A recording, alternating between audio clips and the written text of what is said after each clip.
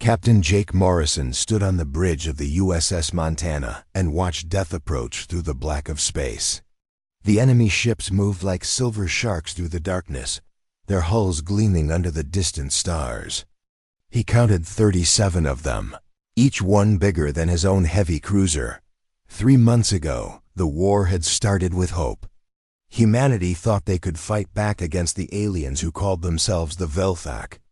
The enemy had shown up, at the edge of human space without warning, demanding that all humans leave the galaxy or face complete destruction. Earth had refused, and the killing began. Now Morrison wished they had listened.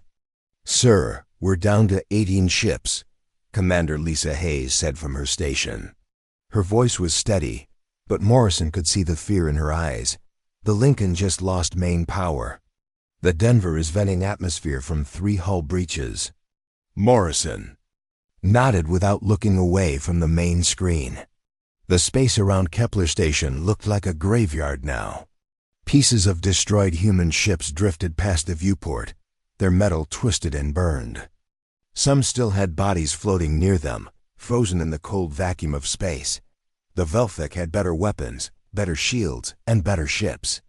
Their energy beams could punch through human armor like it was paper. Their shields could stop almost any weapon the humans fired at them. Worst of all, they seemed to enjoy the killing.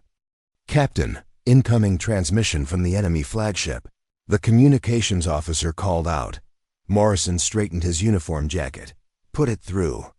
The main screen flickered and showed the bridge of the Velthak command ship. The alien commander stood in the center, tall and thin with pale blue skin that seemed to glow in the dim light. His large black eyes fixed on Morrison with what looked like amusement. "Human captain," the alien said, his voice coming through the translation system with a cold, mechanical tone. "You have fought well for such a primitive species. Your ships burn so beautifully." Morrison felt his hands clench into fists. "What do you want?" "I offer you one final chance to surrender. Order your remaining ships to stand down, and I will. Make your deaths quick.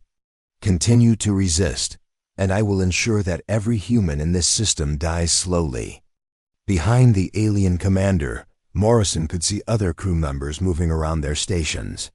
They looked similar to their leader, but some had different colored skin or markings on their faces. All of them had the same cold, emotionless expression. "You came to our space," Morrison said. "You attacked our colonies. You killed our people. And now you want us to surrender?" The alien tilted his head slightly. "Your people are nothing but animals playing with toys they do not understand. We have conquered 47 different species across this galaxy. Humans are not special. You are not chosen. You are simply the next to be eliminated." The transmission cut off, leaving Morrison staring at the tactical display. The enemy ships were moving closer, taking their time. They knew the humans had nowhere to run. "Sir, the civilian transports are still loading refugees from the mining stations," Hayes reported. "They need at least 4 more hours to finish the evacuation." Morrison looked at the display showing the transport ships. Huge, slow vessels packed with families who had been forced to leave their homes when the war started. Men, women, children, all hoping to reach safety in the inner systems. If the defense fleet ran now, those transports would be sitting ducks. "How long can we hold them?" Morrison asked. Lieutenant Ben Clark at the weapons station shook his head. "Sir, we're almost out of ammunition.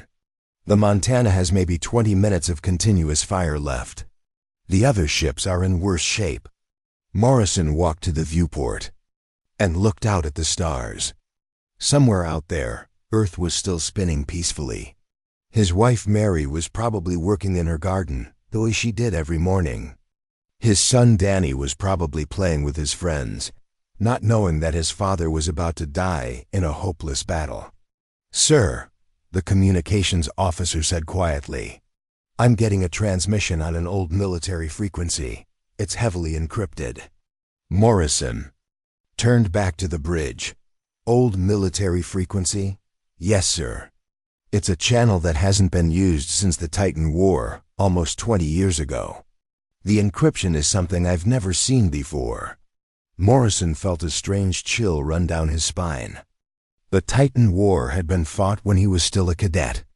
He remembered hearing stories about secret projects and experimental weapons, but those were just rumors, weren't they? Decode it, he ordered.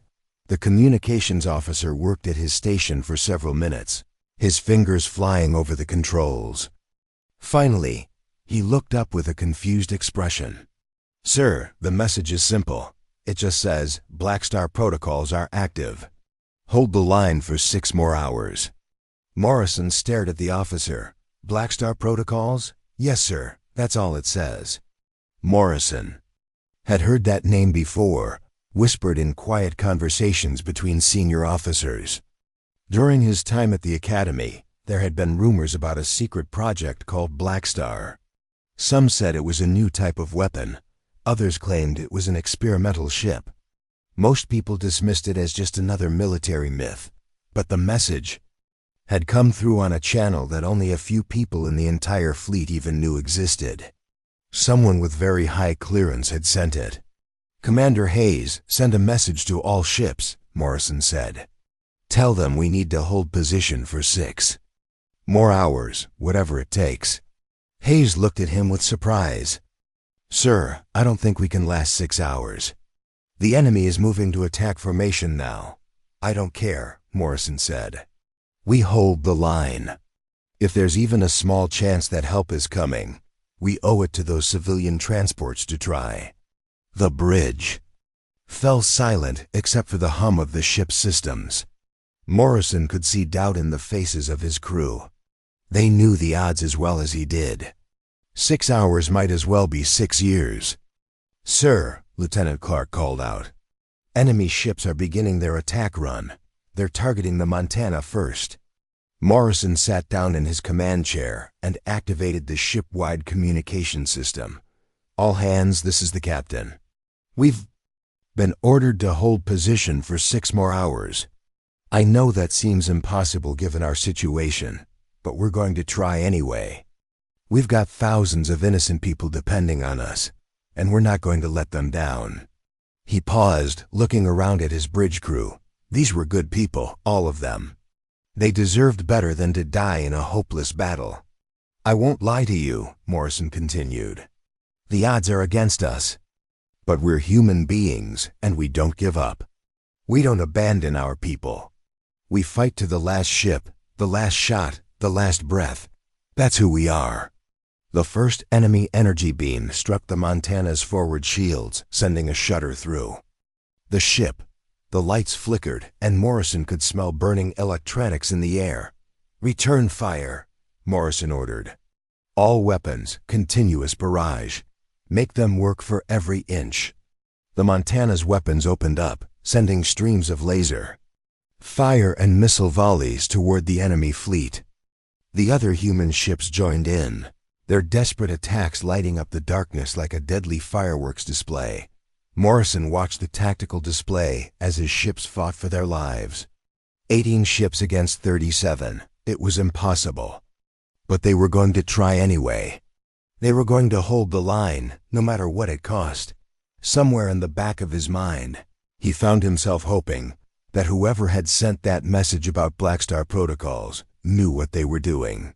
Because if help didn't arrive in 6 hours, there wouldn't be any humans left to save. Lieutenant Colonel Amy Sullivan walked through corridors that had been dark for 15 years. Her footsteps echoed in the empty hallways of the USS Blackstar, the sound bouncing off metal walls that had not heard human voices since the ship was decommissioned. The air tasted stale and cold, recycled through systems that had been running on minimum power for over a decade. The Blackstar was hidden in the shadow of a dead moon, 6 sectors away from the battle at Kepler Station. The massive ship hung motionless in space, her black hull almost invisible against the darkness. She was twice the size of any battleship in the human fleet, but no one was supposed to know she existed. Sullivan carried a flashlight even though The emergency lighting was working. The dim red glow made everything look like the inside of a tomb. She had been aboard the Blackstar during her construction 20 years ago, back when she was just a young engineer fresh out of the academy. Now she was one of only 12 people alive who knew how to operate the ship's experimental systems. "Colonel Sullivan to the bridge," came a voice over the intercom system. "Dr. Nash needs you in the engine room." Sullivan changed direction and headed toward the rear of the ship. The Blackstar was so large that it took 10 minutes to walk from one end to the other. She passed empty crew quarters, unused meeting rooms, and storage bays filled with equipment that had never been unpacked. The engine room was the heart of the ship, and it was unlike anything else in the human fleet. Instead of normal fusion reactors, the Blackstar used something called quantum cores. They could produce more energy than a small star, but they also had a tendency to kill anyone who worked with them too long. Dr. Kevin Nash stood in front of a massive control panel, his fingers dancing over switches and displays. He was a thin man with gray hair and tired eyes. Nash had designed most of the Blackstar's systems himself, back when the military thought they could build weapons that would end wars before they started. "Kevin," Sullivan said as she entered the engine room, "how bad is it?" Nash looked up from his work and smiled grimly. "Well, the good news is that the quantum cores are still stable after 15 years in standby mode. The bad news is that we're about to ask them to do things they were never designed to do." Sullivan walked over to look at the displays. The numbers and symbols meant nothing to most people, but she had spent years learning to read them. The quantum cores were like caged lightning, barely contained by force fields and exotic matter. When they were running at full power, they could bend space and time around the ship. "What's our power output going to be?" Sullivan asked. "If we push everything to maximum, we'll have roughly 10 times the energy of a standard battleship," Nash replied. "Of course, there's a good chance the ship will tear itself apart in the process." Sullivan nodded. She had expected as much. The Blackstar had been built using technology that was barely understood even by the people who created it. Every system on the ship was experimental, from the quantum armor to the dimensional weapons. The only reason the project had been shut down was because 3 test ships had been destroyed during trials. "How long do we have before the cores reach full power?" Sullivan asked. "About 4 hours, Nash said. "Assuming nothing explodes." Sullivan left the engine room and made her way to the bridge. The command center of the Blackstar was larger than most ship bridges, with stations for systems that didn't exist on any other vessel. Most of the stations were empty now, since the ship only had a skeleton crew of volunteers. Commander Steve Phillips stood at the tactical station, running diagnostics on weapons that had been locked away for over a decade. He was a big man with dark skin and steady hands, the kind of officer who never lost his cool in a crisis. Phillips had served on the Blackstar during her original trials, back when they thought they were building the future of space warfare. "Steve," Sullivan called out, "what's the status on our weapon systems?" Phillips looked up from his console with a worried expression. "Most of the systems are coming online, but I'm seeing some problems with the quantum torpedoes. The exotic matter has been in storage for 15 years. I'm not sure it's still stable." Sullivan walked over to the weapons station and looked at the displays. The Blackstar carried weapons that officially didn't exist. Quantum torpedoes that could phase through normal matter.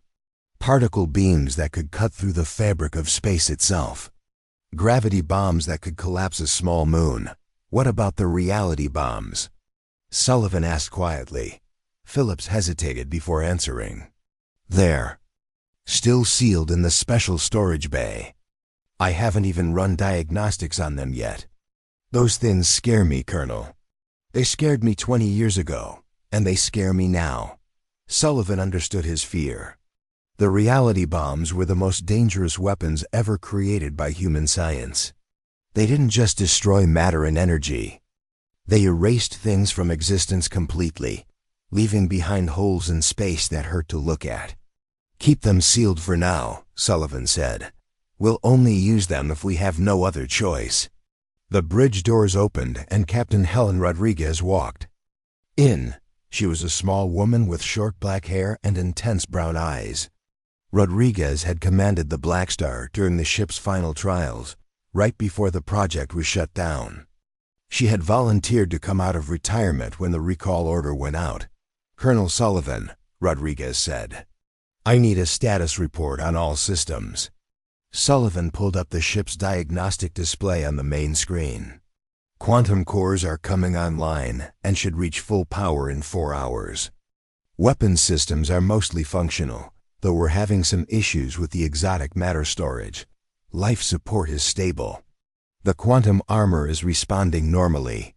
Rodriguez nodded and took her place in the captain's chair. "What about Phoenix?" Sullivan felt a chill at the mention of that name.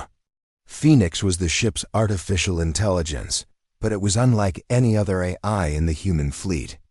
Phoenix was built using quantum computing technology that allowed it to process information from multiple dimensions simultaneously.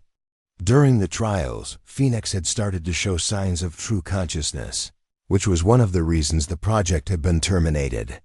"Phoenix has been in hibernation mode for 15 years, Sullivan replied. "Dr. Nash says we can wake it up, but we're not sure what state it will be in." Rodriguez was quiet for a moment, staring at the main screen. "Wake it up. We're going to need all the help we can get." Sullivan walked over to a special console that was separate from all the other systems on the bridge.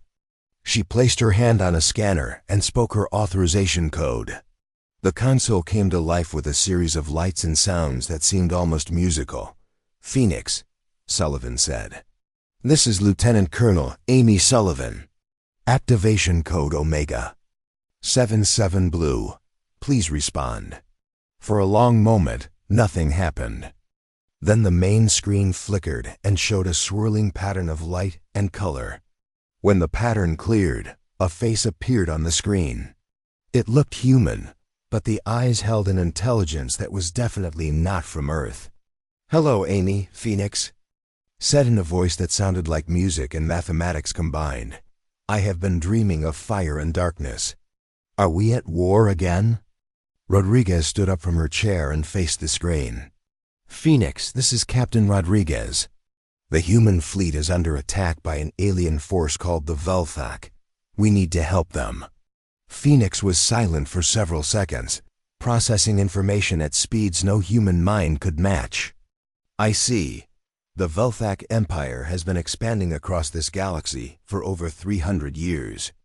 They have destroyed 47 different species. Their technology is significantly more advanced than standard human weapons. Can we beat them?" Rodriguez asked. Phoenix's expression changed slightly, showing something that might have been sadness. "Captain, I have run over 10,000 battle simulations based on the data I can access. In every scenario using conventional weapons, humanity loses completely within 6 months." The bridge fell silent. Everyone knew the war was going badly, but hearing it stated so clearly was still a shock. "What about using the Blackstar's weapons?"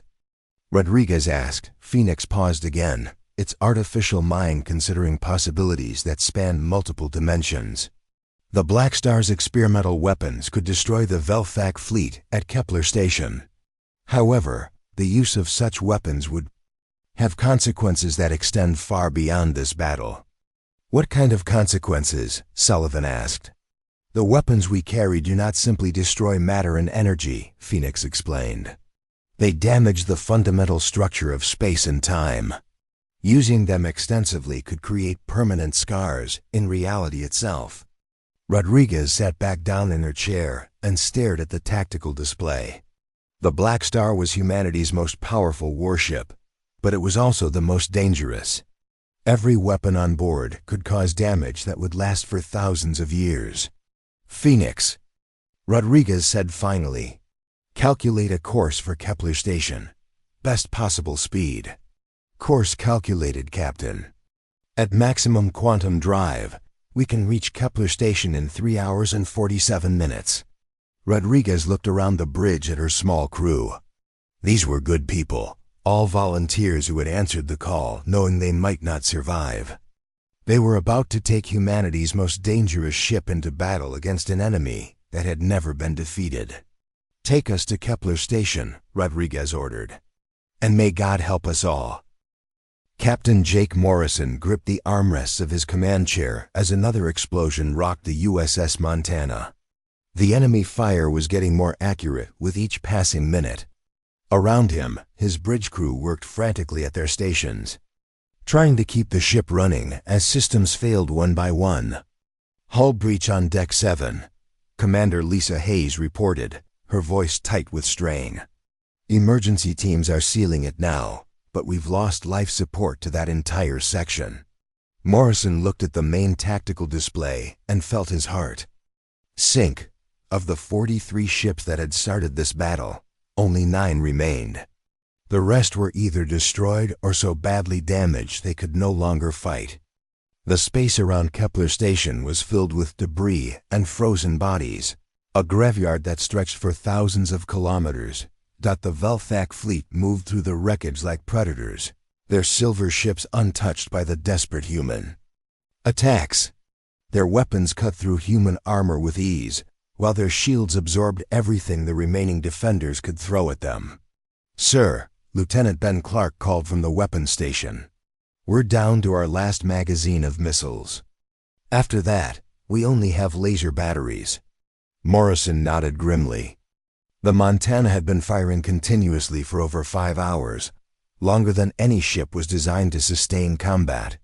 Her weapons were overheating, her shields were failing, and her hull was cracked in a dozen places. Lieutenant Sarah Martinez looked up from the sensor station with wide eyes. "Captain, I'm reading something strange. There's a massive energy buildup about 50,000 kilometers to our port side." Morrison turned to look at the sensor display. "What kind of energy buildup?" "I don't know, sir. It's like nothing I've ever seen before. The readings are off the charts, and they're increasing exponentially." Before Morrison could respond, space itself seemed to tear open like fabric being ripped apart. A hole appeared in the darkness, edges glowing with colors that had no names. Through the tear, Morrison could see swirling patterns of light and energy that made his eyes water to look at. The USS Blackstar emerged from the dimensional rift, like a nightmare made of metal and shadow. The ship was enormous, easily twice the size of the largest human battleship. Her hull was so black it seemed to absorb light, making her appear as a hole cut out of space itself. "My God," Martinez whispered, staring at her sensor readings. "Sir, that ship is putting out more energy than our entire fleet combined. The power signature is incredible." Morrison had never seen anything like the Blackstar. She moved with a grace that seemed impossible for something so large, her hull shimmering slightly as if she existed in several places at once. Strange patterns of light ran along her surface, pulsing in rhythm with some unknown heartbeat. The Velthak fleet immediately changed formation, their tactical computers struggling to analyze this new threat. Morrison could see their ships turning to face the Blackstar, their weapons charging for attack. But something was wrong with their targeting systems. The scanners couldn't get a solid lock on the human ship. "Sir," Martinez said, her voice filled with amazement, "the alien sensors can't read the Blackstar properly. It's like this ship is existing in multiple dimensions at the same time."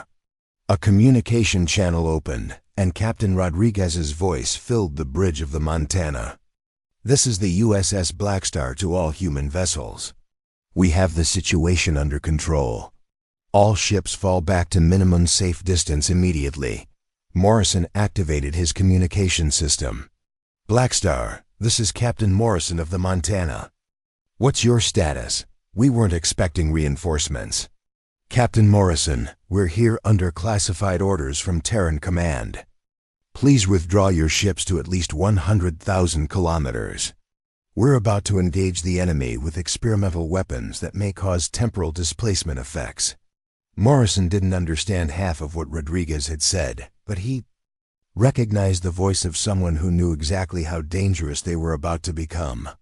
He looked around his bridge at the faces of his crew, seeing the same mixture of hope and confusion in their eyes. "All ships," Morrison broadcast on the fleet frequency. "This is Morrison. Fall back to 100,000 kilometers from the Blackstar. Emergency withdrawal, best possible speed." The 9 remaining human ships began to pull back, their damaged engines straining to put distance between themselves and the mysterious newcomer.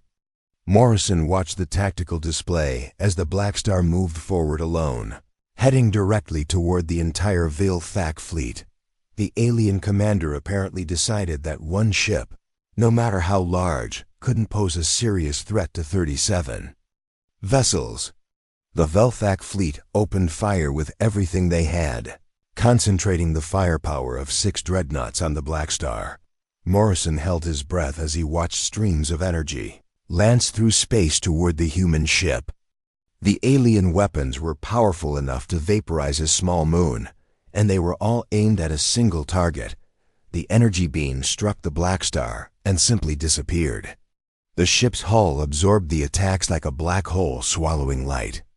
There were no explosions, no damage, no effect at all. The most powerful weapons in the Veil-Thack arsenal might as well have been flashlights. "Martinez," Morrison said quietly, "are you getting readings on the Blackstar's defensive systems?"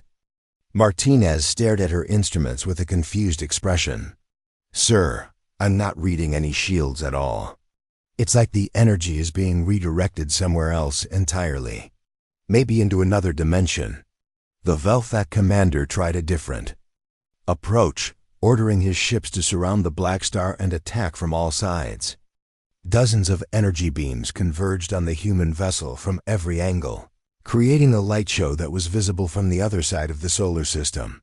The Blackstar continued to absorb every attack without showing any damage. Her hull remained perfect, unmarked by weapons that could have destroyed entire cities. Whatever technology she was using, it was far beyond anything the aliens had encountered before. Captain Rodriguez's voice came over the communication channel again, this time addressing the Veil-Thack fleet directly. "Alien vessels, this is Captain Rodriguez of the USS Blackstar. You have attacked human civilian targets and destroyed our colonies. You have killed millions of innocent people. Surrender now or face the consequences." The alien commander responded. Immediately, his translated voice filled with anger and confusion. "Human ship, your defensive systems are impressive, but you are still only one vessel. We will continue our attack until you are destroyed." Rodriguez's voice was calm and cold when she replied, "You were warned." On the bridge of the Montana, Morrison watched as the Blackstar's hull began to change. Panels slid open to reveal weapons that defied description. Strange devices that looked like they were built from crystallized mathematics. Gun barrels that seemed to bend space around themselves.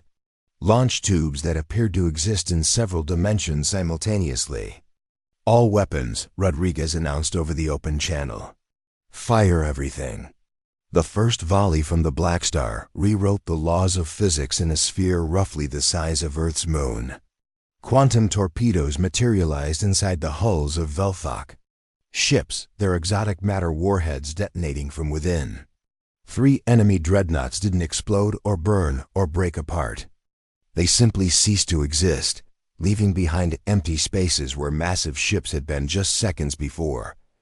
Martinez stared at her sensor display in shock. "Captain, those ships didn't just get destroyed. According to my readings, they never existed at all. The quantum signatures are gone, like they were erased from reality." More weapons fired from the Blackstar, each one stranger than the last. Particle beams that existed in multiple dimensions cut through Veil-Thack armor like it was made of paper. Gravity bombs created localized distortions in space-time that trapped enemy ships in twisted knots of warped physics. Morrison watched in amazement as ships trying to jump to faster-than-light travel found themselves emerging inside their own Engine rooms. The Blackstar's weapons didn't just attack in normal space. They struck from angles that didn't technically exist, hitting targets through dimensions that no one had names for. The Velthak commander tried to withdraw his remaining forces, but it was too late. The exotic weapons were already spreading through his fleet like a virus made of pure destruction. Ships that tried to retreat found themselves moving backward through time. Others discovered that their hulls were aging thousands of years in seconds. "Sir," Martinez said, her voice barely a whisper. "The Blackstar is using weapons that manipulate the fundamental forces of the universe. They're not just destroying the enemy ships, they're changing the basic rules of how reality works." Morrison could only nod as he watched the impossible battle unfold before him. The USS Blackstar was fighting with powers that belonged to gods, not mortals. She was humanity's ultimate weapon, but Morrison couldn't help wondering what price they would pay for wielding such terrible force. The Velthak fleet was being systematically unmade, ship by ship, existence by existence. And Morrison realized that after today, the galaxy would never be the same again. Captain Helen Rodriguez stood on the bridge of the USS Blackstar and watched as reality bent to her will. The ship's weapons fired in perfect sequence, each shot tearing holes in the fabric of space itself. Around her, the bridge crew worked with calm efficiency, managing systems that existed in multiple dimensions at once. "Direct hit on the enemy flagship," Commander Steve Phillips reported from the tactical station. The gravity bomb created a localized time distortion. The target ship is aging approximately 1,000 years per second. Rodriguez nodded and watched the Velthak command vessel on the main screen. The massive alien ship was falling apart as its hull corroded and its systems failed from accelerated time. In less than 30 seconds, a warship that had been built to last for centuries crumbled into space dust. Dr. Kevin Nash monitored the quantum cores from his engineering station on the bridge. "Captain, we're running at 90% power output. The exotic matter reserves are holding, but I'm seeing some fluctuations in the dimensional anchors." "How long can we maintain this level of fire?" Rodriguez asked. "At current rate, maybe another hour before we risk a cascade failure," Nash replied. The quantum cores weren't designed for extended combat operations. Rodriguez turned her attention back to the battle. Half of the Velthak fleet had already been destroyed or erased from existence. The remaining ships were trying to retreat. But the Blackstar's weapons had created spatial distortions that made escape impossible. Lieutenant Colonel Amy Sullivan managed the power distribution from her station, channeling energy through conduits that existed in quantum superposition. "Captain, I'm reading massive electromagnetic interference from our weapons. The local space-time is becoming increasingly unstable." "Phoenix," Rodriguez called to the ship's eye. "Analysis of enemy formation and retreat patterns." The artificial intelligence appeared on a secondary screen, its face showing calculations that happened too fast for human minds to follow. "Captain, the Velthak commander is attempting to form a defensive sphere around their remaining capital ships. However, their tactics are based on conventional three-dimensional warfare. They cannot adapt to weapons that attack from parallel dimensions." Rodriguez studied the tactical display. The alien ships were clustering together, trying to concentrate their defensive fire. It was a logical strategy against normal weapons, but it made them perfect targets for the Blackstar's exotic arsenal. "Phillips, prepare the reality bombs." Rodriguez ordered. Phillips hesitated for just a moment. "Captain, are you sure? Once we deploy those weapons, there's no going back." Rodriguez looked around her bridge at the faces of her crew. These people had volunteered for a mission they all knew was probably suicide. They had brought humanity's most dangerous ship out of retirement to fight an enemy that threatened to destroy their entire species. "The Velthak have already destroyed 4 human colonies," Rodriguez said quietly. "They've killed millions of innocent people, and they won't stop until every human in the galaxy is dead. We didn't start this war, but we're going to finish it. Phillips began the activation sequence for the reality bombs. The weapons existed in a special storage bay that was isolated from the rest of the ship by multiple layers of dimensional barriers. Even bringing them online was dangerous, as they had a tendency to affect the fabric of space around them. Reality bombs armed and ready, Phillips reported. Targeting the enemy flagship cluster, Rodriguez took a deep breath. Fire! The reality bomb didn't travel through normal space. Instead, it moved through the underlying quantum foam that supported the universe's existence. One moment the Velthag flagship was there, a massive fortress ship bristling with weapons and armor. The next moment, there was nothing but empty space. The alien vessel hadn't exploded or disintegrated. It had been edited out of existence itself, leaving behind a sphere of absolute nothingness that hurt to look at. The bomb hadn't just destroyed matter and energy. It had erased the fundamental quantum information that allowed things to exist at all. "My God," Sullivan whispered, staring at the empty space where the enemy ship had been. "It's like it never existed in the first place." Nash was monitoring his instruments with growing concern. "Captain, the reality bomb created a permanent hole in space-time. That area will never be able to support normal matter again." Rodriguez felt a chill run down her spine. The weapons they were using were more powerful than anything humanity had ever created, but they came with a terrible price. Every shot was leaving scars on the universe that would last forever. The remaining Velthak ships tried to surrender, broadcasting pleas for mercy on all frequencies. Their commander spoke through the translation system, his voice filled with fear and desperation. "Human vessel, we surrender unconditionally. Please cease your attack. We will withdraw from human space immediately and never return." Rodriguez listened to the alien's pleas and felt something cold settle in her chest. Part of her wanted to accept the surrender, to end the killing before it went any further.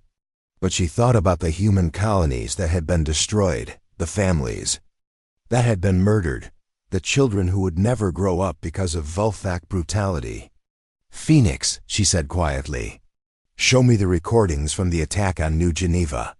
The main screen flickered and showed footage from one of the first human colonies to be attacked. Rodriguez watched as Velthak ships bombarded civilian targets. From orbit, their energy weapons turning cities into glass and ash. She saw families running through burning streets, children crying for parents who would never answer. The alien commander spoke again, his voice more desperate now. "Please, human captain, we only followed orders. We can negotiate a peace treaty. There has been enough death." Rodriguez thought about all the human families who had begged for mercy and received none. She thought about the Velthak commander, who had appeared on her screen just hours ago, promising to make human death slow and painful. "Phillips," Rodriguez said, her voice steady and cold, "activate the Annihilation protocol." Phillips looked at her with surprise. "Captain, that will deploy every exotic weapon we have simultaneously. The quantum feedback could destroy us along with them." "Do it," Rodriguez ordered. Phillips began entering the activation codes for the ship's most classified weapon systems. Around the bridge, warning lights began flashing as the Blackstar prepared to unleash forces that existed beyond normal understanding. "All exotic weapons armed," Phillips reported. "Quantum torpedoes, particle beams, gravity bombs, reality bombs, and dimensional mines. Firing solution calculated for all remaining enemy vessels." Rodriguez looked at the tactical display one last time. 23 Velthak ships remained, clustered together in a desperate defensive formation. They had come to human space as conquerors, expecting to wipe out another species with ease. Now they were about to learn what happened when humanity fought back with weapons that gods might fear to use. "Fire everything," Rodriguez commanded. The USS Blackstar unleashed every weapon in her arsenal at the same time. Quantum torpedoes materialized inside enemy hulls while particle beams cut through dimensions that didn't have names. Gravity bombs twisted space into impossible knots, while reality bombs erased entire sections of the universe. The effect was beyond anything Rodriguez had imagined. The remaining Velthak ships didn't just die. They were unmade on a fundamental level, their existence canceled out by forces that operated outside the normal laws of physics. The exotic weapons interacted with each other, creating cascade effects that propagated through local spacetime like ripples in a pond. Nash was shouting warnings from his station. "Captain, we're getting quantum cascade failures throughout the ship. The dimensional anchors are breaking down. If we don't shut down the weapons now, the feedback will tear us apart." But it was too late to stop what they had started. The exotic weapons had created a chain reaction that was feeding on itself, growing stronger with each passing second. The space around the battle had become a nightmare of twisted physics, where cause and effect no longer followed normal rules. Rodriguez watched as the last Velthak ship was consumed by a wave of pure destruction that existed in 17 dimensions simultaneously. The enemy fleet was gone, erased so completely that even their quantum signatures had been removed from the universe. "All weapons, cease fire," Rodriguez ordered, but the exotic systems were no longer responding to normal commands. The Annihilation protocol had taken on a life of its own, continuing to fire even after all targets had been destroyed. Sullivan was working frantically at her station, trying to regain control of the ship's systems. "Captain, the quantum cores are overloading. We're losing containment in the exotic matter storage bays." Rodriguez realized with growing horror that they had won the battle but might have doomed themselves in the process. The Blackstar's weapons were too powerful, too dangerous for any crew to control safely. They had saved humanity from the Velthak, but at a cost that was only now becoming clear. The space around them was scarred forever, marked by holes in reality that would never heal, and the USS Blackstar herself was dying, consumed by the very forces she had wielded in humanity's defense. 3 hours after the last Velthak ship had been erased from existence, the USS Blackstar floated alone in a region of space that no longer followed the normal laws of physics. Captain Helen Rodriguez stood on her bridge, watching her crew struggle to keep their dying ship together. The space around them was wrong in ways that hurt to think about.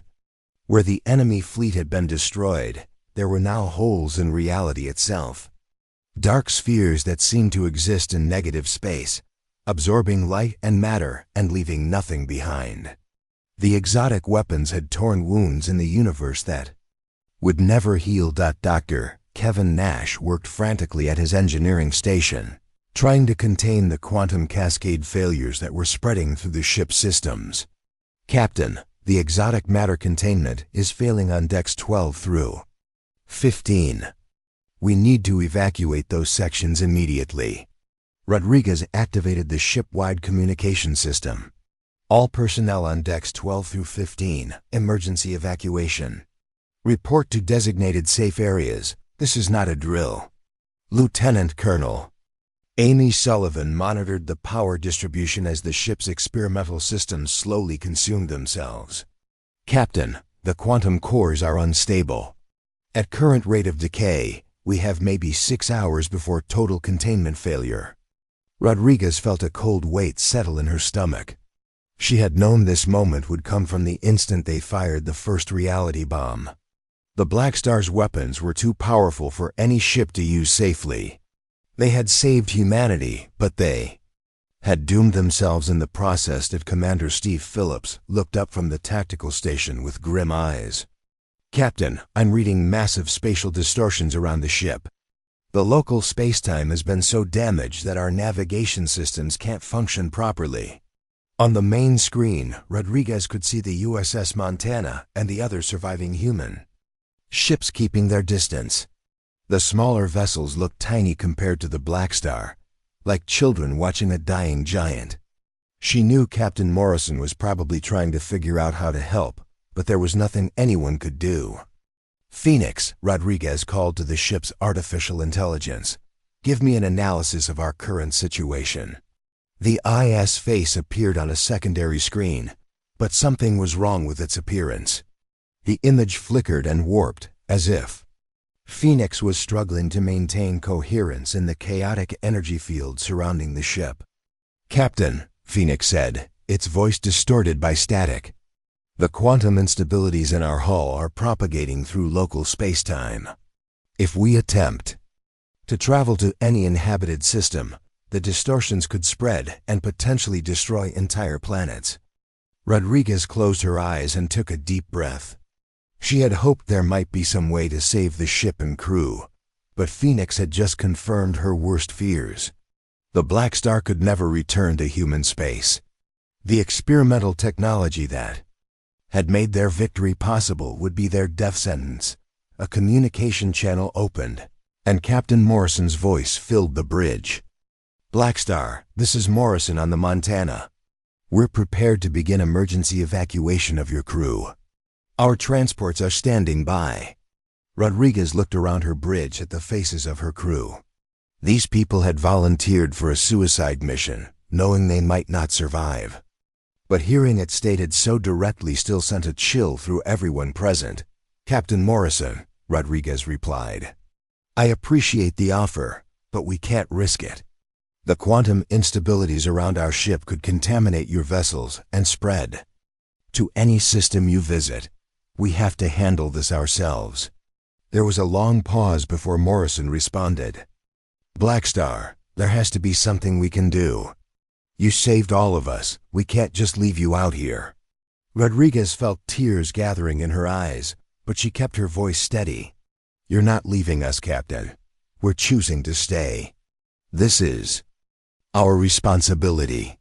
Sullivan was working at her station, running calculations on her portable computer. "Captain, I think I have a solution. If we can reach the edge of the galaxy, we could detonate the quantum cores in empty space. The explosion would be contained by the galactic barrier, and we wouldn't risk any inhabited systems." Nash looked up from his engineering console. "That's a one-way trip, Colonel. The ship won't survive the journey, and we definitely won't survive the detonation." "I know," Sullivan replied quietly, "but it's the only way to make sure the quantum instabilities don't spread." Rodriguez made her decision. "Phoenix, calculate a course for the galactic edge. Best possible speed."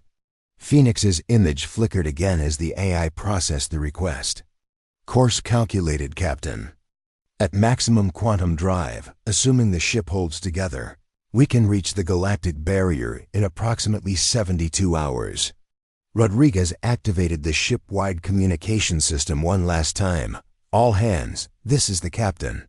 I want everyone to understand our situation. The Blackstar cannot return to human space. The experimental weapons we used have made the ship too dangerous to bring near any inhabited system." She paused, looking around the bridge at her crew. These were good people, all of them. They deserved better than to die in the cold emptiness between galaxies. "We're going to travel to the edge of the galaxy and ensure that the quantum instabilities are safely contained. I want everyone to know that your sacrifice today saved billions of human lives. The Velthek will never threaten our people again." Nash began the procedure for shutting down non-essential systems to conserve power for the long journey ahead. "Captain, I'm detecting some unusual readings from the reality-bound detonation sites. The holes in spacetime are actually getting larger." Rodriguez turned to look at the tactical display. Nash was right. The dark spheres where enemy ships had been erased were slowly expanding, consuming matter and energy from the surrounding space. "How fast are they growing?" Rodriguez asked. "At current rate, they'll reach dangerous size in about 50 years, Nash replied. "Eventually, they could threaten entire star systems." Sullivan looked up from her calculations with a worried expression. "Captain, this changes everything. Those holes aren't going to stay contained. We need to find a way to stop them from expanding." Phoenix's voice came through the speakers, filled with an electronic sadness that sounded almost human. Captain, I have been analyzing the quantum signatures from the reality bomb detonations. There is a theoretical possibility of collapsing the holes using a controlled quantum core overload. Rodriguez felt a spark of hope. Explain. If we detonate our quantum cores at precisely the right frequency and power level, we might be able to create a cascade effect that will collapse the holes in space-time. However, the explosion would have to be perfectly calibrated. Any error could make the problem worse. Phillips ran the calculations on his tactical computer. Phoenix is right. We'd have to position the ship at the exact center of the damaged area and time the detonation to within microseconds. It's incredibly dangerous, but it might work. Rodriguez looked at the display showing the growing holes in reality. 50 years seemed like a long time, but she knew that governments and military leaders would forget about the danger. Someday, someone would build colonies near those scars, not knowing they were slowly expanding. Do it, Rodriguez decided. Phoenix, calculate the optimal detonation point and timing. Nash was already beginning the procedure to overload the quantum cores. Captain, once we start this process, there's no going back. The cores will reach critical mass in approximately 1 hour. Rodriguez opened a communication channel to the Montana. Captain Morrison, this is our final transmission. We're going to attempt to repair the damage caused by our weapons. Make sure Terran Command knows what happened here. Make sure they understand that the Blackstar's weapons should never be used again. Morrison's voice was heavy with emotion when he replied. Understood, Captain Rodriguez. Your sacrifice will be remembered. The entire human race owes you a debt we can never repay. Rodriguez cut the communication and looked around her bridge one last time. Her crew was working calmly at their stations, preparing for an explosion that would unmake them along with the scars they had created. Sullivan was recording a message for her family back on Earth. Phillips was writing a final report about the Vung Blackstar's weapon systems. Nash was making sure the quantum core overload would proceed smoothly, even if something happened to him. Rodriguez began her own recording, a message for future generations who might be tempted to build weapons like the ones they had used. She wanted them to understand that some victories came at too high a price, that some weapons were too dangerous for any civilization to wield. The USS Blackstar moved slowly toward the center of the damaged space, her hull groaning under the stress of exotic energies that were slowly tearing her apart. Behind her, the human fleet watched in silent tribute as humanity's most powerful warship prepared to make the ultimate sacrifice. Rodriguez had saved her species, but she had also learned a terrible lesson about the price of ultimate power. Some weapons were too dangerous to exist, even in the hands of those who wielded them with the best intentions. In the end, the greatest victory was knowing when to never fight that way again.